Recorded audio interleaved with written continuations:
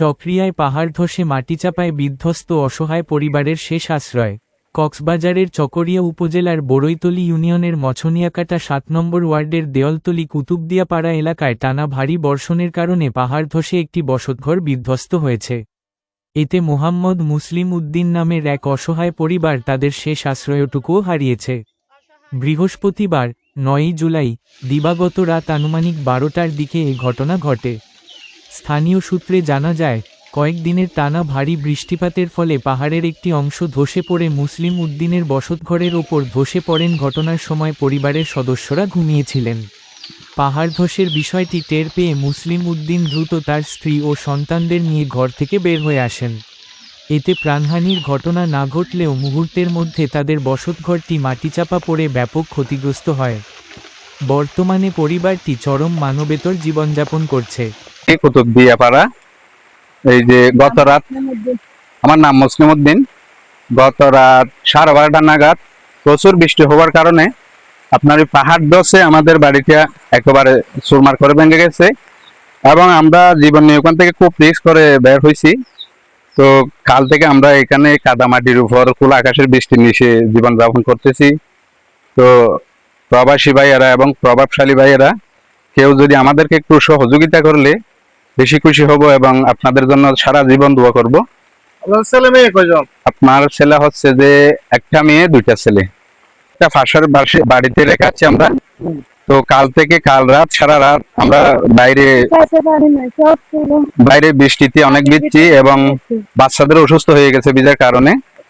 তো এখন এই যে প্রবাসী ভাইয়েরা যেন বাচ্চা নিয়ে একটু ঘরে যেন থাকতে পারি এমন সহযোগিতা করলে আমরা খুব অসহায় মানুষ। আমরা দিন এনে দিন খাই। আজ 1 মাস পর আমার স্বামী বসে আছে, কিছু করতে পারছে না, ইনকাম নাই কিছু। হ্যাঁ, সবকিছুতে ছিল ওই ঘরের ভিতর, সবকিছু ওখানে মাটি চাপা দিয়ে গেছে। আমরা কিছু বের করতে পারি নাই, কিছু বের করতে পারি নাই। মানে যখন পাহাড় ধসে যে আপনাদের যে বাসা মাটি চাপা পড়ছে, তাহলে আপনারা এখানে জিনিসপত্র সব বাড়ির ভিতরে চাপা পড়ে গেছে মাটি নিচে। আমরা যখন রাতের 12টা বাজছে আমার চোখে ঘুম আসতেছে না। আমি বলতেছি আমার চোখে ঘুম আসতেছে না কেন, আমার ভয় লাগতেছে। ওরা সবাই ঘুমিয়ে পড়ছে, তখন আমি ছুট করতেছি, ঘুম আসতেছে না। এরকম করতে করতে রাতের 1টা বাজছে।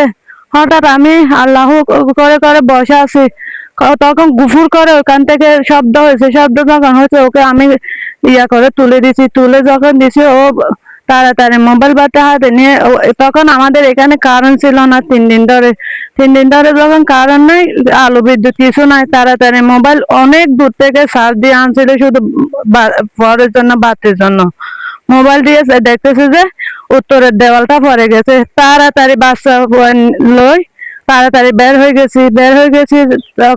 তখন পশ্চিম দিকে এসে সাথে সাথে আমাদের ঘর করছে। আমরা জ্বরের মধ্যে ভিজে ভিজে তাড়াতাড়ি আমরা বাচ্চাদেরকে নিয়ে চলে গেছি, মানুষের কাছে চলে গেছি।